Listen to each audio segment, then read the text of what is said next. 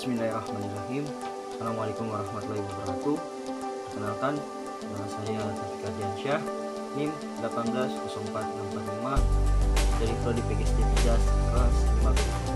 Saya di sini akan menjelaskan tentang kedaruratan medis 6, yaitu mengenai tentang tenggelam. Langsung saja ke penjelasan tentang tenggelam. Tenggelam merupakan gejala, yaitu orang yang tenggelam dapat menunjukkan tanda-tanda memiliki gejala berupa suara yang keluar akibat panik, dan selanjutnya yaitu gerakan tubuh menggapai permukaan air, atau juga untuk meminta pertolongan ketika orang tersebut tenggelam. Dan juga pada korban yang tenggelam yang masih tertolong, gejala yang nampak yaitu yang pertama, orang yang tenggelam akan mengalami batuk-batuk, muntah, sesak napas, nyeri di bagian dada, terus di area sekitar perut juga membengkak, dan juga wajah yang membiru dan dingin yang terjadi pada pasien tersebut atau penderita pasien yang tenggelam tersebut. Nah, kita harus mengetahui ketika ada pasien yang tenggelam, yaitu pedoman pertolongan pertama yang harus kita ketahui, yaitu yang pertama, keamanan tempat.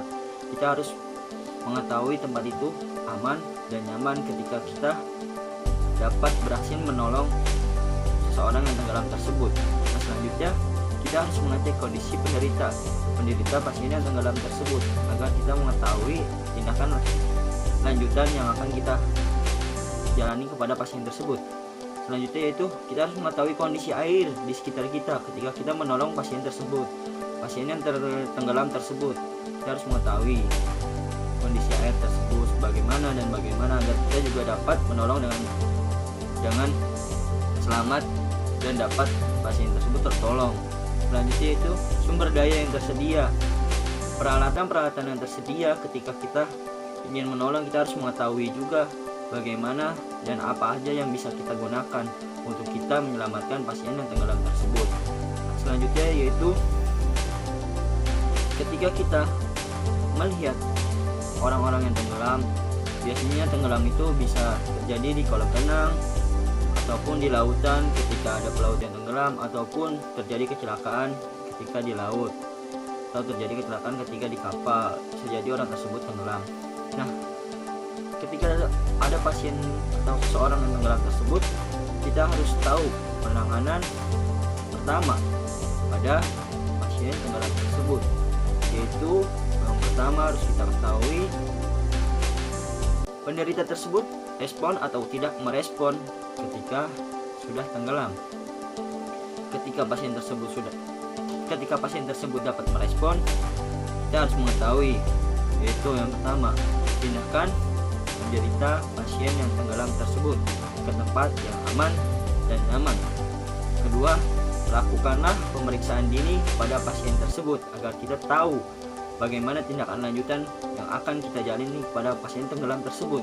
Nah, selanjutnya yaitu kita harus memberikan, ketika kita sudah mengetahui pasien tersebut masih sadar dan masih tertolong, kita harus memberikan oksigen bila ada, oksigen tambahan kepada pasien tersebut agar pasien tersebut dapat tertolong dan juga bernapas dengan nyaman kembali. Yang keempat yaitu jaga kehangatan tubuh penderita. Ketika pasien tersebut tenggelam, biasanya tubuh akan menjadi dingin, dan ketika kita sudah berhasil menolongnya dan pasien tersebut masih tersadar, berikanlah penghangat kepada pasien tersebut agar pasien tersebut dapat mengembalikan kondisi tubuhnya dengan baik lagi. Nah, selanjutnya yaitu jika penderita pasien tidak merespon di air ketika sebelum kita menolongnya, atau sudah tidak sadar ketika tenggelam, yaitu yang pertama, posisikan penderita di atas papan spiral. Kita harus mengetahui dan kita harus siap dengan bawaan yang ada ketika kita ingin menolong seseorang yang tenggelam tersebut. Selanjutnya, pindahkan penderita dari air yang tenggelam tersebut ke daratan yang membuat pasien tersebut dapat kita berikan tindak lanjuti untuk mengembalikan kondisi ke normal kembali. Selanjutnya itu ada yang ketiga, napas buatan bila perlu. Dalam artian di sini ketika kita sudah menolong pasien tersebut dari air ke daratan, berikan tindak lanjutnya, yaitu berikan buatan napas buatan yang kita berikan ke pasien tersebut agar pasien tersebut dapat sadar kembali dan mengembalikan kondisi tubuhnya kembali dengan baik.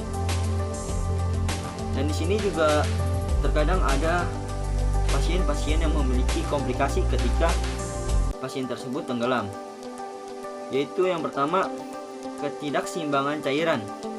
Dalam artian senyawa-senyawa di dalam tubuhnya, cairan senyawa di dalam tubuhnya tidak seimbang, jadi bisa terjadi akan pasien tersebut tidak sadarkan diri.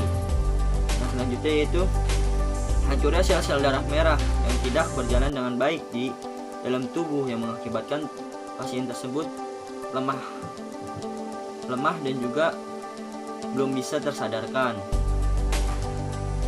Dan ada komplikasi lanjutan ketika ada pasien tersebut tenggelam, yaitu gagal jantung, stroke, dan juga kerusakan otak-otak di bagian vital lainnya ketika pasien tersebut mengalami atau pernah mengalami tenggelam di suatu perairan. Nah, selanjutnya ketika kita sudah mengetahui seluruh pasien tersebut, kita sudah mengetahui dan dapat memberikan pertolongan pertama pada pasien tersebut, alangkah baiknya dan alangkah benarnya ketika kita sudah bisa menolong pasien tersebut tersadar, bawalah, atau pasien tersebut tidak tersadar, bawalah ke rumah sakit terdekat agar diperiksa oleh pihak medis yang mengetahui lebih lanjut, dan agar kita juga dapat menolong nyawa pasien tersebut dengan lebih cepat dan lebih aman kembali.